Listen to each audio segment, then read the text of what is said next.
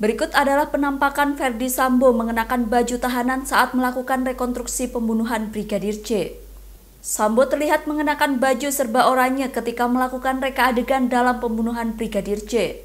Diketahui sebelumnya Sambo sempat muncul ke hadapan publik saat digelar sidang etik Polri. Saat menghadiri sidang etik putusan nasib Sambo di institusi Polri, Sambo masih mengenakan baju dinasnya. Namun kini kemunculan kembali Ferdy Sambo di hadapan publik sudah mengenakan baju tahanan. Ferdy Sambo diketahui merupakan dalang dari pembunuhan Brigadir J. Sementara itu rekonstruksi pembunuhan Brigadir J yang didalangi Sambo itu memperagakan sebanyak 78 adegan. Adegan tersebut merupakan runtutan dari kejadian di Magelang, di rumah pribadi dan rumah dinas Sambo, serta kejadian pasca pembunuhan Brigadir J.